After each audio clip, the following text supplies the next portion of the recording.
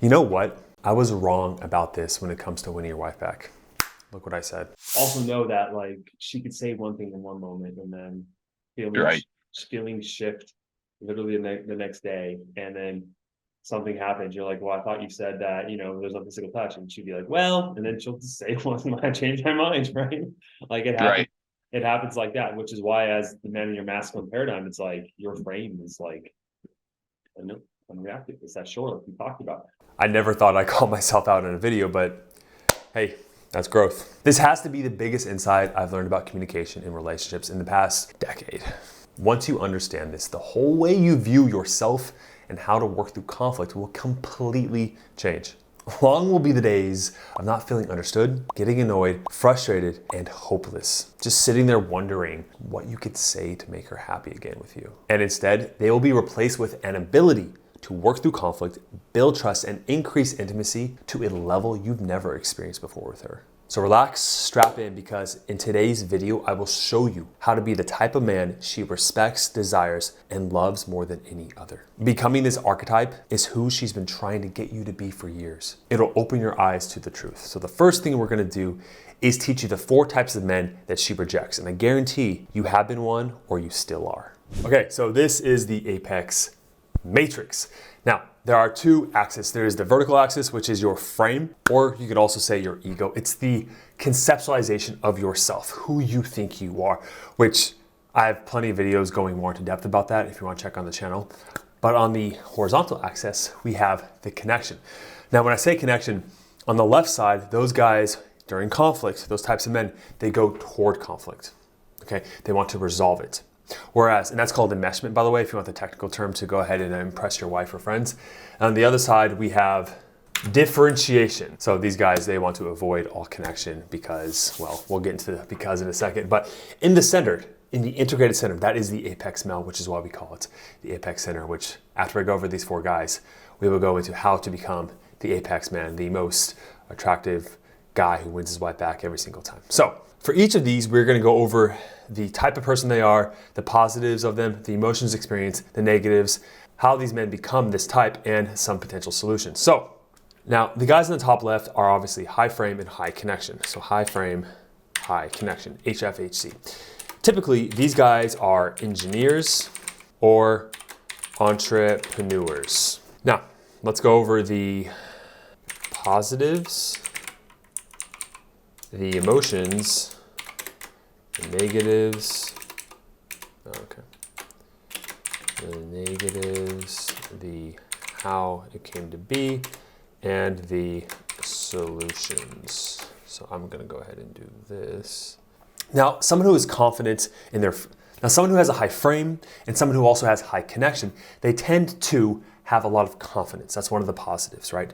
They are oftentimes great providers. They know how to fix problems, get things done, and they oftentimes lead well. However, the emotions that this person can experience, oftentimes because they want to solve all their issues, they're the only ones that trust themselves to solve this problem. Those emotions can oftentimes be stress. These men are in, like I said, entrepreneurs or business owners or engineers. They are in high stressful jobs, and that can bleed into the relationship. When they come home, they're exhausted. They can't give to the kids, to the family, to the wife. Also, because they are extremely logical, what will happen is that there's a lot of confusion around conflict with their wives as well. We talk about this a lot on this channel, but they are in their logical mind. So whenever she's having an issue, they don't know how to resolve it with her, right? When she's complaining about her day, when she has an issue with the husband, and he can just fix the problem and it causes more confusion, he just kind of beats himself up at the end of the day. Also, because he is so logical, the emotions are oftentimes repressed in himself, or there's a lack of awareness around the source of those core emotions, which creates more disconnect with his wife. Now, someone who has a lot of confusion and a high frame in themselves, they oftentimes have an inability to really see their wife's perspective, and because of that, they will oftentimes blame their wife. What this could look like is, if there's an issue in the marriage, they may say things like, well, my wife is just, has low self-worth, or they'll be like, because she grew up with a lot of trauma in her life, this is why she's not able to communicate with me. There's a lack of introspection on themselves because there's such a high frame. When someone's in a very high frame, there's almost like a calcified ego, and there's no ability for other worldviews to enter. You see how that works? Imagine frame like this box right here. And all the beliefs and the perceptions and everything that's going on are just these lines in between. Just imagine all those lines cross-hashing each other, and it's so stable and structured, but nothing can penetrate, and there's a lack of accepting the influence of their wife, and she feels misunderstood. Now, what I've seen from how this oftentimes will happen is that the man oftentimes grows up with a lack of a positive female influence in his life. Whether the mother was in his life, but she just was insecure in herself, right? So that was the role he saw a woman through, or the mom wasn't even around. He will oftentimes take after his father as well. If his father has a negative relationship where he's overbearing over the mother, right, and tells her what to do and is just kind of arrogant at times, what will happen is that the son will naturally take on those things subconsciously as well, those beliefs. So the solutions for this man is to understand the female archetype, okay? Understand feminine nature in itself. If you resonate with this guy, then I want you to watch plenty of videos on this channel about this whole playlist, understanding the female archetype. Now, these next two guys are going to be low in connection. Now, I actually don't work with these men, and there's a reason why. Think about it. If you're low on connection, when there's an issue in the relationship, do you go towards solving it, or do you say, no, I'm going to go away? Right? So because of that reason, I know this archetype. I see them in some of the comments on some of my YouTube videos of like saying things like, you know, it's if a wife does this to you, then just leave her or kick her away, or all women are this, right? It gets pretty dark. We'll get into it in a second. But I just want to let you know that I work with men on the left side because they actually want to solve the marriage. So most guys won't even watch this if they're on this right side, but I still want to go over them. And then I guarantee 80% of the men I work with are in the bottom left quadrant. So we'll get to that one last. Okay, these men are the FHLC. Now, as far as like the archetype of like how we label these guys, there's younger kids are using the word Sigma male. If you've ever heard of that, that's how you would describe this. There's people like, I guess a famous character, if you want a couple, there's like Thomas Shelby from Peaky Blinders, if you ever watched that. A man that is just on his own, you know, beats to his own drum, doesn't really care to connect with other people. Yes, he has people in his life, but he's like a lone wolf. Now, some of the positives of this lone wolf archetype is that he is self-focused. He does take care of his own needs, and therefore he is not needy around other people, right? He takes care of himself. And that is a good trait that a lot of these lower guys down below would need to really kind of look at themselves and why they don't do that. But I would say the positives stop there. The emotions that this person can experience in relationships, if he even does get in a relationship, is oftentimes resentment for him not being understood. It is oftentimes anger or even arrogance. Overall, this person thinks that I'm better than everyone else. Women are, this is the person that makes sweeping generalizations about women. All women are this, or all women are that, or relationships are this, or relationships are that, right? He has this high level of frame or perceived confidence, which is actually a masquerade. It's not actually true confidence, but he also has low connection. So his belief systems are justifying that he should not be around other people. And so when you're demonizing a whole other gender, it can rationalize that this is why I am single. This is why it's better to be by myself. And this is the way it should be. Now, this is pretty dark, by the way, but the negatives that can come about this, what I've seen is honestly, they will end up alone. They may get in multiple marriages that are short-lived and very quickly. And I put school shooter here, which I know is like pretty out there. I get that. But at the same time, these are the types of archetypes that I've seen that do fall into that paradigm, right? They have this feeling that like women should worship me because I am this like amazing guy, but also I feel badly about them. Like I don't like them, and it creates this distortion of reality, and honestly can really cause a lot of mental health issues. Now, the way this happens, honestly, there's heavy abuse growing up. Very poor parenting if there was parents in the picture at all in the first place, okay? Oftentimes when I've seen clients that I've worked with just in history that had this similar psychographic archetype, if you will, what happens is that these men, early on in their life, they were sexually abused, oftentimes by a female person or a male, oftentimes females, or, you know, they were just heavily physically abused, and they had to create this like better than thou mentality to justify that they are never going to be treated that way again. And it is all a front just to push people away because they underneath all of the arrogance, prideful beliefs is this scared little boy that pretends. Underneath all the arrogant and narcissistic beliefs, this person believes that they are going to be hurt, they are going to be abused, so they push others away.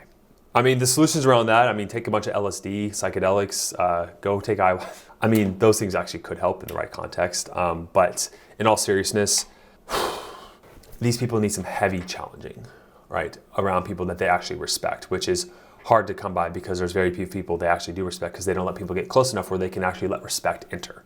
They also need to take ownership over their actions, and they are playing the victim mode in a lot of times in situations where it's never about them. Anything bad that happens in their life, it's never about them, but everything the good that happens in their life is about them. And this creates just a distorted, sad, lonely reality. Okay, the third person on the bottom right is LFLC, low frame and low connection. Okay, so as far as career types, I mean, I would call this person just the downtrodden. These people, when it comes to a lot of their goals in life, their careers, everything they do, they just want to go with the status quo. And I'm not saying, by the way, when I say all this, I am not saying that something is better or worse. I'm just saying what is, okay? This is just what I see. And by the way, with models, with anything when it comes to a model, there's always exceptions to the rule. Models can never 100% accurately capture what really goes on in reality. This is why I try to stay away from types and archetypes and like narcissistic, bipolar, depressed, like all that stuff, because human beings are so complex that you could be any one of these and then 10 years go by, you could be a different one due to your life circumstance. So I just want to say that before but these guys are the downtrodden. These ones are the ones that will just kind of go through life in a walking daze. They never take action, and you know, they don't watch videos online to become a better person like yourself. I'll tell you that much, right? So I call them the downtrodden. And honestly, it's a lot of society. It's a lot of could have been you years ago. It was me. It was me if a lot of my pain and trauma never happened to me. It's most of society. And that's okay, right? Because we are wounded. And I think it is important here to really help you become a better man so you can influence others to do the same. I'm not going to go off too much on that as a tangent, but this is why we do what we do. Okay. Now the positives for this person, it really is hard to come by, right? They're isolating everyone in life and they have low self-worth. It is hard to find positives. I guess, you know what? One positive they could have is that they rarely get hurt by others. They do all their own individual pain. They only hurt themselves, right? They don't take experiences in life. They push others away. They remain in a shell, you know, whether they play video games for the rest of their life and watch pornography and just never engage in life. And it's a sad, lonely existence. So yeah, you thought it was worse with the Sigma male, right? This one's, I mean, just as bad. So when it comes to relationships too, this is hard to say because they get in few relationships. And just like the Sigma wolf, it's the same way. But the emotions they experience, I'm just going to say one emotion they experience more than any other is just shame. They're not a good person, right? They don't deserve anything in life. And so why even bother? Okay. The negatives, I mean, this is, guys, I'm not going to say the word due to, YouTube, but self-deletion can oftentimes happen with these people a lot. And when I say majority of society, this is the number one cause of death it's sad. A lot of men are becoming this way, and this is who I really want. I want to help all men, but you know, these guys are staying single and they're not even getting in relationships. How does this happen? Oh my gosh, I could do a whole video on this myself. This happens for a lot of reasons. You could talk about just the changing paradigms of masculinity and why we want to develop strong apex men in our society, because good times create weak men, right? You ever heard that quote, right? Good times do create weak men, and we have been weak, and technology is there in our face, social media, it's easy just to escape more than ever. It's never been easier. So the solutions around this, again, I can create a whole nother 3-hour video just on that alone. The solutions on this are, these guys are not gonna search for help. They're not. They don't think they deserve it. I've worked with some of these guys and through force, like they were forced to see me through, whether it was mandatory for mental health issues, right? Whether it was the ideation for self-deletion or some other extreme causes where I was forced to come see them, and they don't want help because they feel like they don't deserve it. And so if you have a son or a brother or a friend, the way we help these people is by being an apex male in their life to help them and realize that they do deserve, love. Okay. All right, now we're getting to 80% of the guys that I work with. 20% are these types up here. I would say 80% are the guys here. This was my past self, by the way. I could probably think of a more clever name, but I'm gonna go with the typical prototypical nice guy. I could say effing nice guy, but there you go. What are the positives of this guy? The positives are, he's a nice guy, right? He's a good guy and he has good morals, right? He was raised right. And oftentimes those morals can be a way to justify putting his needs second, which I oftentimes did myself. I tell a story all the time about how when someone would hurt me or upset me or cross my boundaries, I would always lean on saying, well, what would Jesus do in this moment? And I learned later on that Jesus Christ actually, he really set his boundaries strongly and assertively in the Bible. But it was just a way to kind of assuage my fear of conflict. And so, but these people like myself, right, my past self, really want to help others, want to put others first and have good morals and are just really genuine, nice people. Not to say that others can't be, not to say that everyone has the capacity to be nice, but for them, it's a front-facing, obvious personality trait to a fault. All right, so what are the main emotions? There's lots of emotions, but the main one being anxiety, nervousness. If I could spell that right, nervous. I mean, I remember all the time just getting in social situations and just not knowing what to say to people, couldn't make eye contact. Like, what does this person want from me in this moment? How do I get them to like me? Right? That's the narrative that's spinning around in the head and the emotions that are swirling around in the body at the time. The negatives of this, well, we have whole videos dedicated to that on this channel. I'm just gonna copy paste what I wrote down. You ready for this? Boom. Okay. Can push other men away at times. I remember I was in a competitive framework with other guys. I thought other guys were all a-holes and I was the only nice guy. I oftentimes demonize them. Excuse my language, but there's a Madonna whore complex where you see either woman in a very biopic frame where it's like, hey, they're either all virgins, pedestal, amazing, or if they're not that way, they're a whore. Like, how could she go sleep with this other guy, right? There's that kind of paradigm. There's no in between. There's no nuance when viewing women. This person oftentimes sacrifices their own needs to make others happy. Sound familiar? Covert contracts. We talk about it a lot on this channel about the negatives of this situation. Now, how does this happen? What I've seen personally with myself and others is that these guys are oftentimes raised by a single mother. Dad was around, kind of, but not so much.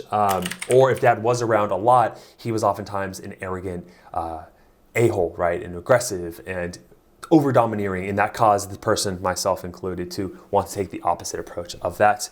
The solutions around that, well, let's jump into the next point to how to solve all that. All right, so how do you become the apex self, the guy who's centered, who has the right amount of frame and the right amount of connection, where he's not overly needy, but he's not pushing people away, he's not insecure, but he's not arrogant. There's that perfect balance. Well, of course, my program does that, but I'm gonna give you a high-level overview right now so you can use it moving forward. So where I was wrong with frame is the idea that there is a frame to begin with. The other day, I was in a conversation with my partner and we were discussing conflict, okay?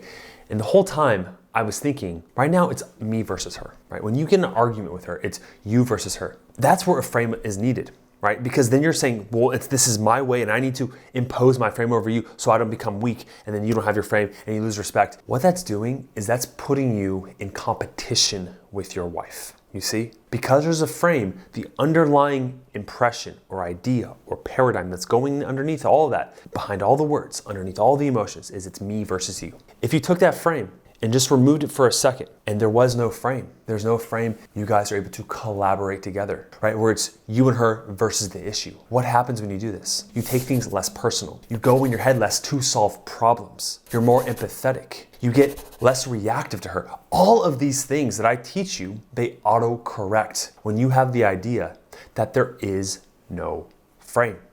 You see, oftentimes what gets in the way of you having resolution and increased trust and the ability to increase intimacy is your ability to get out of your own way. You see, you become defensive when she says something. Why are you being defensive? Because you're trying to defend your frame, your ego, yourself. You feel attacked. Instead, if you can remove the idea that she's trying to attack you, that there is not even a you in the first place, you take yourself out of that equation. You're able to connect with her deeper than ever before. You see, when you have this frame up, it is a box pushing her out. So what does this actually look like? The way this looks like is you're staying in the present moment. And you're also repeating affirmations to yourself in conversation that you're thinking about how you want to communicate with her. I want this. I love communicating. I love conflict. I love hearing her. This is not about me. These are these positive apex male statements where you're taking yourself out of the equation.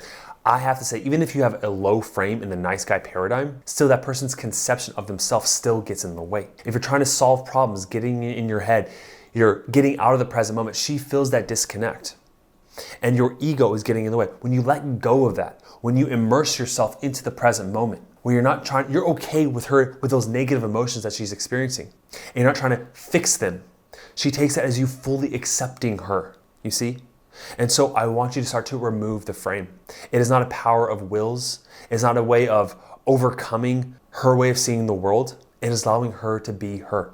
Now, there's a huge caveat. The exception to the rule, right? Because everything has exceptions. Everything is like a half truth. The exception comes in when she crosses your boundaries, clearly. So let me give you an example so you're not sitting here wondering what it is. You have to come up with your own boundaries as a man. But let's say, for example, you're in the next conversation with your wife, okay?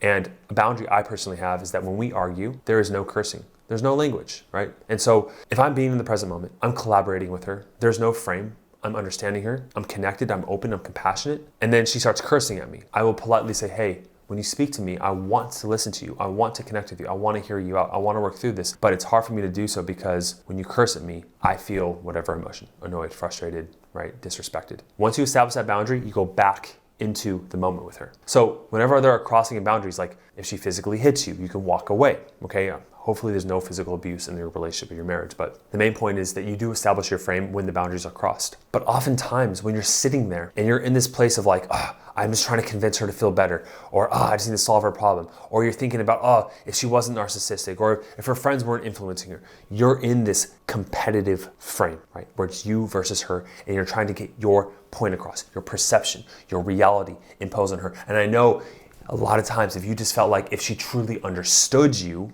right? If she understood your frame, the way you see the world, there wouldn't be this issue. But if you're trying to do that when she has her frame trying to go onto yours, it's just gonna have this constant friction. That's what conflict is. Okay, as a man, as a masculine apex male, you're gonna lead first. You're gonna put your defenses down. You're gonna see the way she sees the world, reflect that back to her, and then she'll calm down. Then she's open to your influence. She's open to seeing your frame. This will work wonders. The next time you're in conversation or conflict with her, don't try to solve any problems. Don't try to get your point across. Forget your needs just until she feels okay. Because when you're in this competitive frame, you're coming from lack. You're coming from scarcity. You're coming from neediness. You're thinking about your needs first. And the crazy thing about it is that you can use moral superiority as a way to get your needs met. Well, if she wasn't so emotionally reactive, if she wasn't so crazy, if she wasn't shut down, I wouldn't have to X, Y, Z. You see, even the error of moral superiority puts you in this place where you're more competitive against her. You see what I mean? Now, this all applies just to conflict. Okay, if you guys are in a normal conversation and she is calm and she's receptive and open and loving, and you guys are in stage 3, 4, and 5 of my stages of marriage recovery, you can check the video out at the end of the whole video here. If you're in that stage, yes, you can kind of put more of your frame into it. But I know most men watching this video or on my channel, they're struggling with their wives on the lower stages where she's shut down, she's cold, she's emotional, or she's bitter or resentful. And more than anything, she's gonna focus on herself. And if you're doing anything to have this competitive frame where you're trying to get your needs met, you're just trying to get her to understand where you're coming from immediately, it's just gonna make things worse, right? Because that comes off as selfish, arrogant, or needy.